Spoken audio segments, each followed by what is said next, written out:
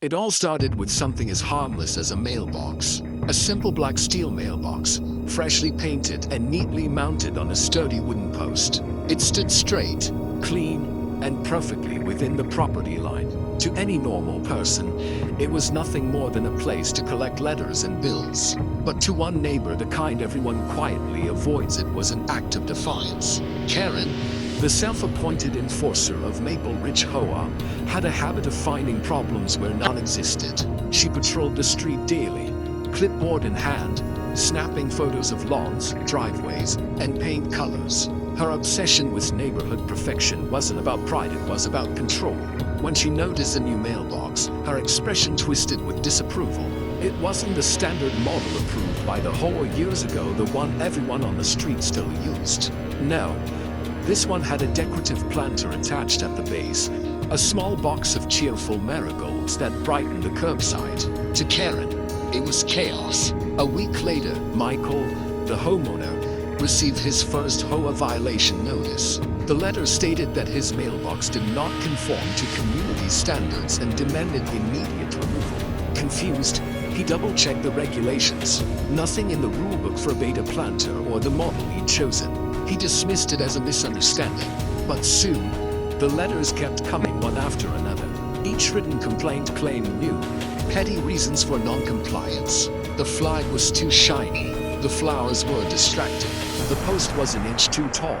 Over the next few months, 17 separate complaints were filed, all from the same neighbor. Karen seemed to take personal joy in watching the process unfold. She would linger on her porch when the HOA inspectors arrived, pretending to water her plants while smirking at the scene. Neighbors began whispering, but no one dared to interfere. Michael paid fine after fine, appealing where he could, but the HOA sided with Karen every time. It was clear she had influence, or at least enough persistence to wear everyone down. That's when he decided to start collecting his own evidence. He installed a small camera facing the street, hoping to catch her in the act. And sure enough, one night, just after midnight, the footage revealed her sneaking up to his mailbox with a flashlight and tape measure. That single recording changed everything. The petty complaints had crossed into harassments, and Michael was ready to fight back. The video footage was clear. Karen, in her robe and slippers, creeping down the street after midnight, a flashlight in one hand, a notepad in the other. She moved with the confidence of someone who believed no one could stop her. She measured, photographed, and even peeked into the flower box, scribbling notes like a detective on a mission. When Michael replayed the footage the next morning, the absurdity turned to anger. This wasn't about the mailbox anymore. It was about control, humiliation, and power. Karen had made him her target. The following week, the complaints intensified. She began reporting suspicious activity near his property, claiming that his mailbox light was too bright, and even suggesting that the mail carrier felt unsafe delivering letters there. The HOA responded in its usual robotic way, sending warnings, threatening fines, and refusing to question her credibility.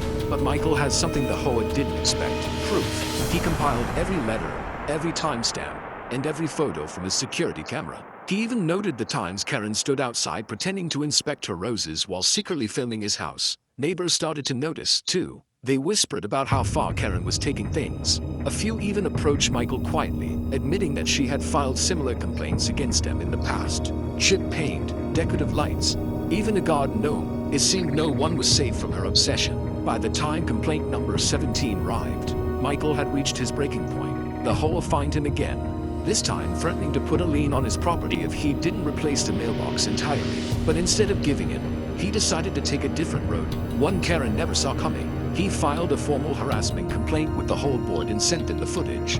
When they dismissed it, he took it further, to a lawyer. The attorney, amused but intrigued, saw potential. What Karen had done wasn't just petty, it was harassment, defamation, and invasion of privacy. Over the next few weeks, Michael gathered even more evidence. He printed out every complaint, documented every interaction, and compiled it all into a neatly organized file labeled the Mailbox War. Karen continued acting as though nothing had changed, still pacing the street with her phone in hand, convinced she was untouchable. But behind closed doors, a legal storm was brewing, one that would soon turn her smug confidence into panic.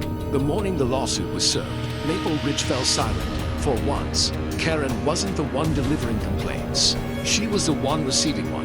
The envelope, marked legal notice, was handed to her right on her pristine front porch. Neighbors who witnessed the moment said her face went pale, the usual smirk vanishing in an instant. Inside, the documents detailed everything, every report, every photo, every act of harassment meticulously documented. Michael's attorney had filed a civil suit citing harassment, defamation, and emotional distress, seeking $10,000 in damages. The evidence was overwhelming, and most of it came straight from Karen's own obsessive behavior. Word spread quickly through the neighborhood. People who had once been too afraid to speak up suddenly began sharing their own experiences. Karen's pattern of bullying, reporting, and intimidation was no longer a secret. The HOA board found itself under scrutiny, too. Accused of ignoring the abuse and enabling her behavior, Karen tried to defend herself, claiming she was just enforcing the rules. But her own actions betrayed her. The footage of her sneaking onto Michael's property at night, the detailed notes she kept, and even the timestamps of her false complaints painted a different picture, one of obsession and control. As the case progressed, her confidence crumbled. Her once spotless reputation as the neighborhood guardian was gone. Neighbors avoided her. Her husband stayed quiet, and even the HOA members began distancing themselves. Meanwhile, Michael stayed calm. His lawyer handled everything professionally, ensuring every piece of evidence was airtight. What had started as a petty feud over a mailbox had become a battle over privacy, rights, and accountability. When the HOA received notice of being included in a complaint for negligence, panic erupted within the board. They called an emergency meeting to discuss damage control, but it was too late. The lawsuit wasn't just a personal matter anymore.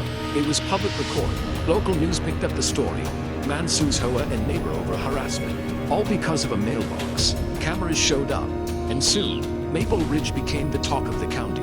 Karen, who once thrived on public attention, now hid behind closed blinds. Her phone calls to the HOA went unanswered. Her allies had disappeared, and her control over the neighborhood had completely shattered. But for Michael, it wasn't just about revenge. It was about justice, and as the court date approached, he knew that the final chapter of this war was about to be written in front of a judge. The day of the hearing arrived, and the air around Maple Ridge was heavy with anticipation. Neighbors who had quietly watched the drama unfold waited eagerly for the outcome. For months, the street had been tense. Whispers behind hedges, stolen glances, and the faint hum of gossip whenever Karen's name came up. Inside the courtroom, the contrast between the two sides was stark. Karen sat stiffly, eyes darting around the room, her composure cracking with every mention of the evidence. Michael, calm and collected, watched silently as his attorney presented the footage, the late-night measurements, the countless complaints, the fabricated reports. Each piece of proof painted a clearer picture of obsession and malice. The judge's tone grew sharper with each exhibit. The case that started as a petty neighbor dispute had evolved into a full display of harassment, misuse of HOA power, and invasion of privacy. When Karen tried to defend herself, claiming she was protecting community standards, the judge simply shook their head. Her words held no weight against the mountain of evidence. The verdict came swiftly. The court ruled in Michael's favor, ordering Karen to pay $10,000 in damages, plus cover legal fees. Additionally, the HOA was instructed to review its internal complaint system and implement safeguards against future abuse.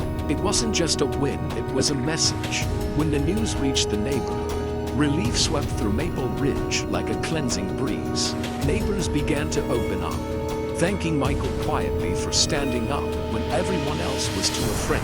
Karen's influence vanished overnight. She resigned from the HOA, stopped her obsessive patrols, and her once perfectly manicured yard began to fade, the symbol of her control slowly withering away. Michael replaced his mailbox once again, this time keeping the same design that started it: all black steel, polished flag, and the small planter filled with fresh yellow marigolds. But now it stood, not just as a mailbox, but as a symbol of quiet defiance and well-earned justice. In the weeks that followed, the HOA made real changes. Complaints required evidence, rules were reviewed, and homeowners finally felt a sense of freedom return to the neighborhood. Maple Ridge began to feel like a community again, no longer ruled by fear, but by fairness. Karen rarely came outside after that.